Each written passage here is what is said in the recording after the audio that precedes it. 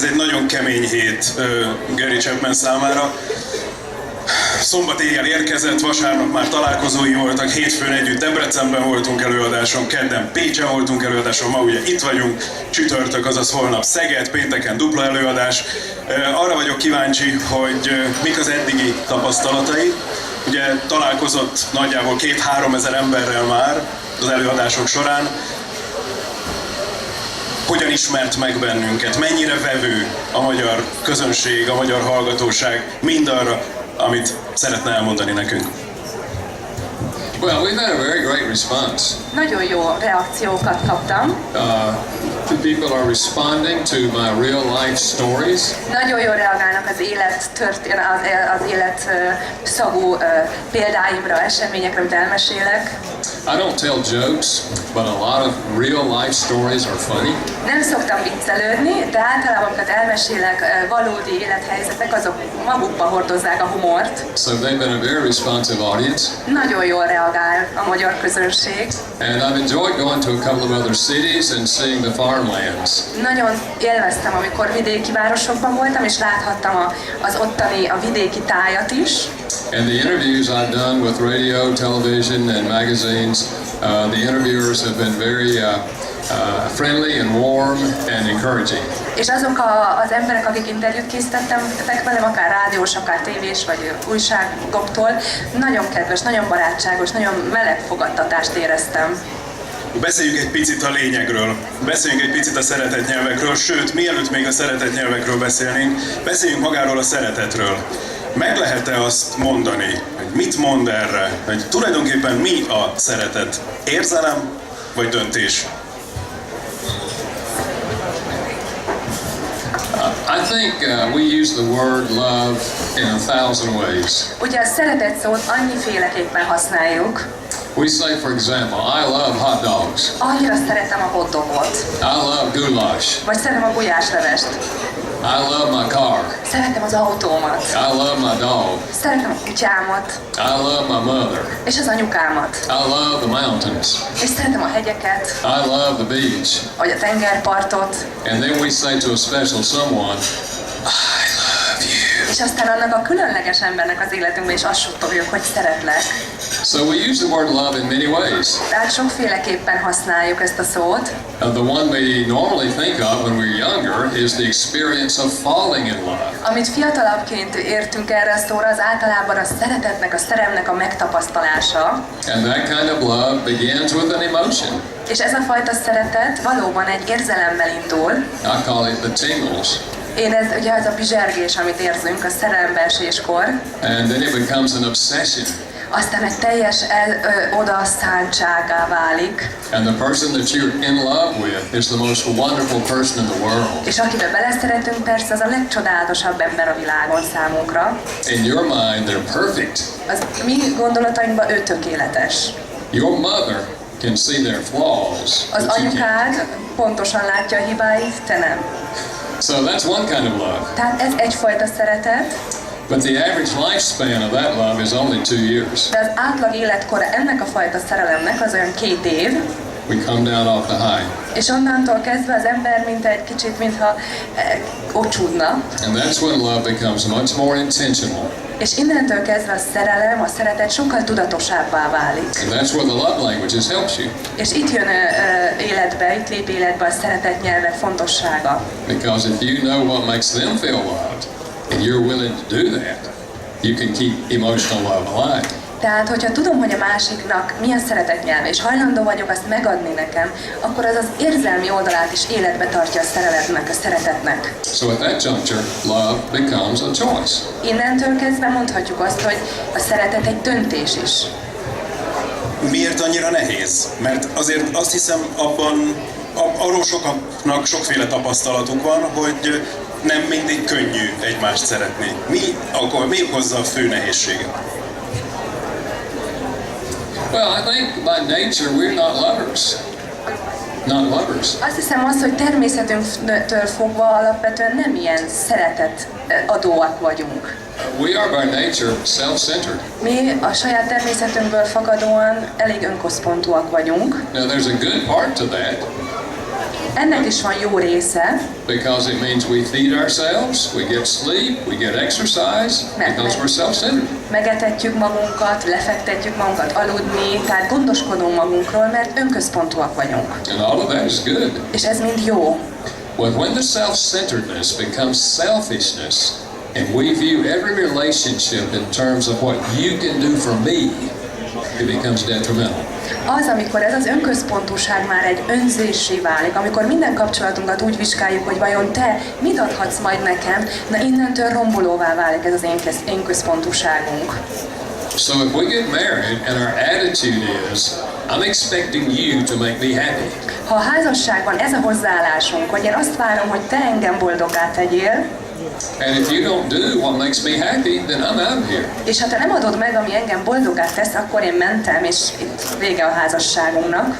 So to choose to love goes against our selfish nature. Ilyen módon tehát annak a döntése, hogy én szeretni akarom a másikat, az alapvető természetünkkel ellentétes.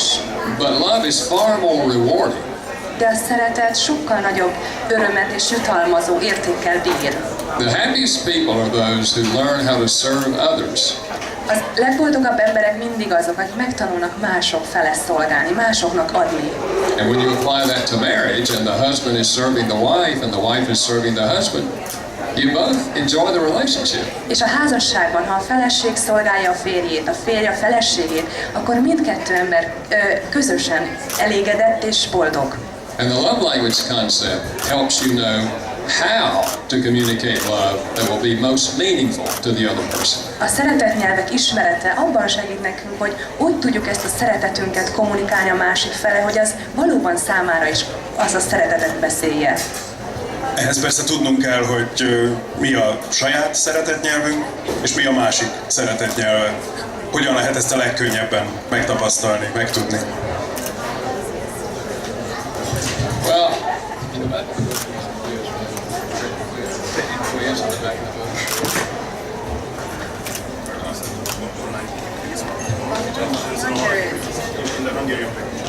okay. Well, there is an online quiz at the. A szeretetnyelvek.hu oldalon találnak egy kvízt. Okay, but I'll give you three other ways to Három discuss. másik módot is adok, hogy hogyan lehet mindenkinek felismerni, hogy mi az ő szeretetnyelve. Observe the behavior of the other person. How do they typically relate to other people? Tehát figyeld meg a másik embert, hogy ők hogyan kapcsolódnak a többiekhez.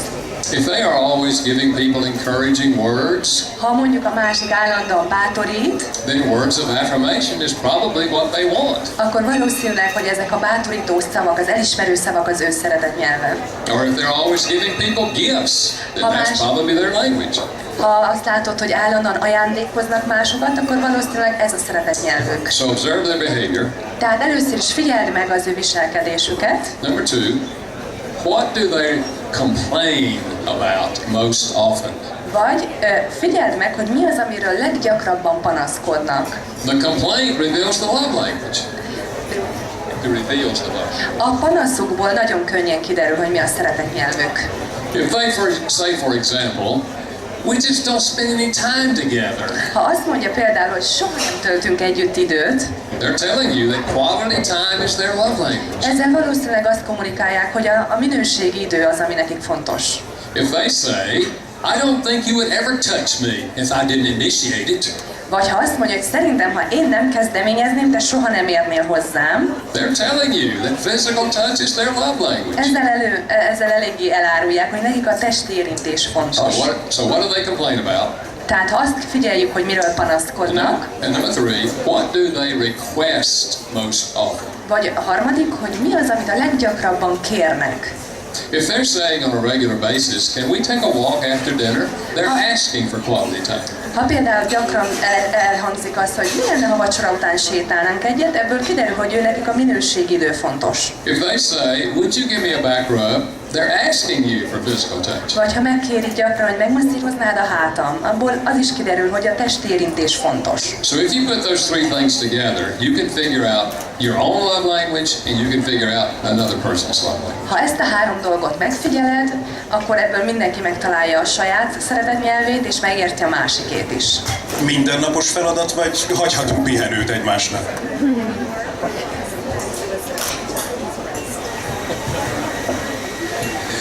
I don't think it necessarily has to be spoken every single day, but it should be a way of life. Hát azt hiszem, nem kell erről minden nap beszélni, vagy milyen módon beszélni, de azt hiszem, ha egy életstílussá válik az ilyenfajta közeledés, az jó. My wife's love language is acts of service. A feleségemnek a szeretetnyelv a szívességek. But I only vacuum the floor once a week. De csak egyszer porszívózom ki a szobát. But every day I take the trash out. De viszont minden nap kiviszem a szemetet. And I wash the dishes at night. És esténként én mosogatok. So some things you do every day, some you may do sparingly. Bizonyos dolgokat minden nap megtesz az ember, más dolgokat ritkábban. Akkor egy utolsó és személyes kérdés. Most, amikor egy hétig távol van otthonról, hogyan mutatja ki a felesége iránt a szeretetét, hogyha a szívességek a felesége szeretetnyelve?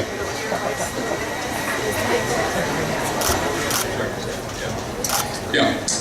My wife's language is acts of service. Ahogy mondtam, a feleségem szeretetnyelve a szívességek. So I do take the trash out every day. Tehát kiviszem a szemetet minden nap. And I do vacuum the floors once a week. És hetente porszívózom is. And I'm always asking her, what can I do to help you tonight? És megkérdezem, hogy miben segíthetek. And whatever she suggests, I'm willing to do it. És amit mondjuk kér, azt hajlandó vagyok megtenni. So I live with a happy woman. Így boldog feleségem van. And every day she tells me what a great husband I am. Így ő minden nap el is mondja, hogy micsoda nagyszerű férj vagy te. And I believe her. És el is hiszem ezt neki. So we didn't always have a good marriage, but for many years now we've had a very loving and supportive marriage. And marriage is incredibly well when both of you love each other in an effective manner. Tehát már régóta vagyunk házasok, és ilyen módon nagyon jól életben tudjuk tartani ezt a szeretet kapcsolatot, és ez nagyon fontos mindkettőnknek. Ezek szerint egy ilyen egyhetes kihagyás az nem okoz törést. Well, I called her this afternoon. Ma délután felhívtam, And I asked her how things were going. megkérdeztem, hogy mi újság, And she said, well, since you're gone this week, és azt mondta, hogy mióta elmentél, I hired a lady to vacuum the floors. megkértem egy hölgyet, hogy jöjjön át porszívózni. And I said, wonderful. I'm happy for you and happy for me. Mondtam, csodálatos. Örülök ezért, hogy ezt megtetted magad miatt is, meg magam miatt is. Nagyon szépen köszönjük. Köszönjük, Mr. Chapman.